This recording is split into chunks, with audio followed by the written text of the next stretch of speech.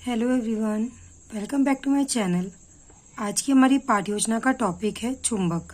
सबसे पहले हम कुछ जनरल इन्फॉर्मेशन फिल करते हैं, जैसे विषय सामाजिक अध्ययन, प्रकरण चुंबक, कक्षा 7th, दिनांक आप यहाँ पर वही दिनांक डालेंगे जिस भी दिनांक में आप बच्चों का लेसन प्लान पढ़ाएंगे। कालांश आप यहाँ पर पीरियड मेंशन करेंगे। अब हम लिखते हैं सामान्य उद्देश्य। यह सब्जेक्ट ओरिएंटेड होते हैं। इसका अर्थ है कि सामाजिक अध्ययन को पढ़कर बच्चों में किस तरह का विकास हो सकेगा। तो हमारा पहला उद्देश्य है बच्चों में सामाजिक अध्ययन के प्रति रुचि विकसित करना, छात्राओं की तर्क शक्ति एवं चिंतक शक्ति का विकास करना, बच्चों में जिज्ञासा का भाव उत्पन्न करना, बच्चों में वैज्ञानिक दृष्टिकोण उत्पन्न करना, बच्चों में भूगोल विषय के प्रति रुचि विकसित करना। अब हम विशिष्ट उद्देश्य लिखते हैं। यह टॉपिक ओरिएंटेड होते हैं। जैसे पहला उद्देश्य है भावात्मक उद्देश्य। छात्राएं चुंबक विषय के प्रति रुचि विकसित कर सकेंगी। ज्ञानात्मक उद्देश्य छात्राएं चुंबक विषय के प्रति बोध कर सकेंगी। क्रियात्मक उद्देश्य छात्राएं चुंबक से संबंधित चित्र बना सकेंगी। सहायक सामग्री लपेट श्यामपट्ट, चौक, डस्टर, संकेतक, चार्ट आदि ये वे मटेरियल होते हैं जो भी हम अपनी पाठ्य योजना को पढ़ाते समय उपयोग में लाते हैं। अब हम पूर्व ज्ञान लिखेंगे। जैसे कि हमारा टॉपिक है चुंबक, तो हम यह मानकर चलते हैं कि छात्राओं को चुंबक से संबंधित सामान्य जानकारी है। अब हम प्रस्तावना प्रश्न लिखेंगे। प्रस्तावना प्रश्न हम इसलिए बनाते हैं जिससे कि हम यह जान सकें कि बच्चों को टॉपिक से रिलेटेड कितनी प्रीवियस नॉलेज है। यह संख्या में 4 से 5 हो सकते हैं। इसके लिए हम एक टेबल बनाएंगे जिसमें क्रम संख्या, छात्र अध्यापिका क्रिया और छात्रा क्रिया लिखेंगे। इन प्रश्नों को हम जिगजैग फॉर्म में बनाते हैं। इसका अर्थ है कि पहले प्रश्न का जो भी उत्तर आएगा, हमारा दूसरा प्रश्न उसी से संबंधित होना चाहिए। हमारा पहला प्रश्न है, यह क्या है? कील की ओर संकेत करते हुए बच्चे आंसर करेंगे कील। कील किस धातु की बनी होती है? बच्चे आंसर करेंगे लोहे की। लोहे की बनी अन्य धातुओं के नाम बताइए। बच्चे आंसर करेंगे सिक्का, खिड़की, दरवाजा आदि। लोहे की बनी वस्तुएं किसको अपनी ओर आकर्षित करती हैं? बच्चे आंसर करेंगे चुंबक को।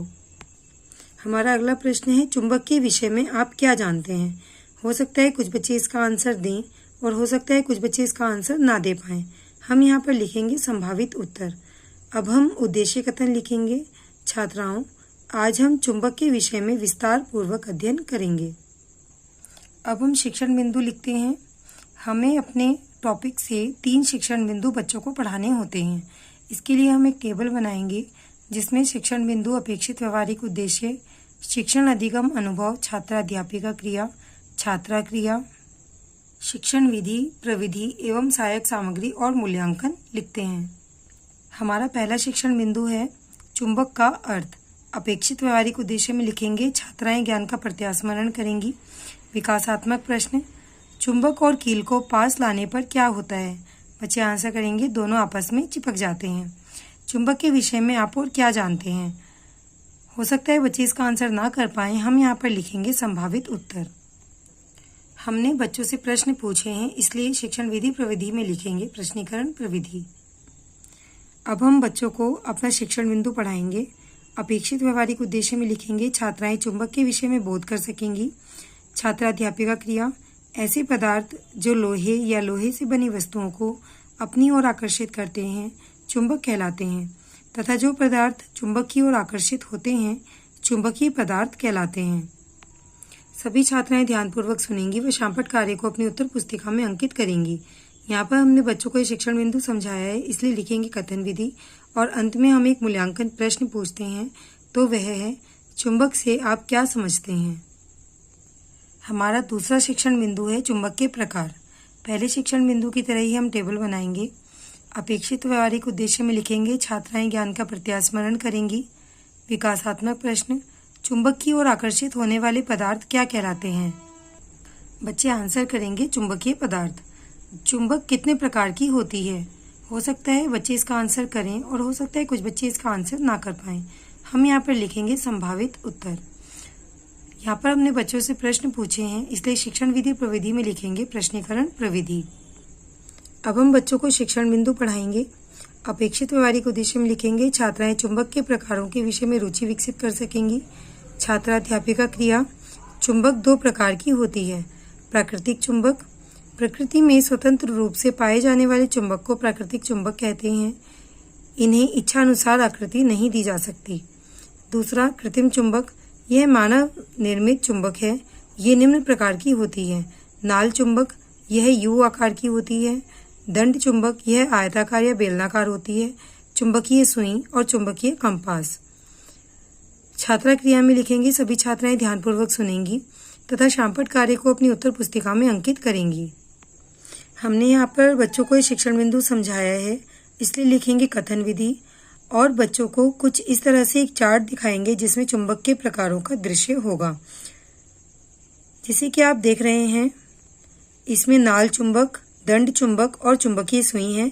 यह कृत्रिम चुंबक के प्रकार हैं और अंत में प्राकृतिक चुंबक दिखाई गई है। अपने चार्ट का एक छोटा रूप आप अपने लेसन प्लान में भी पेस्ट करेंगे। हमने यहाँ पर बच्चों को चार्ट दिखाया है, इसलिए यह प्रदर्शन प्रविधि होगी। अंत में हम बच्चों से एक मूल्यांकन प्रश्न पूछते हैं, तो वह है चुंबक से आप क्या समझते हैं।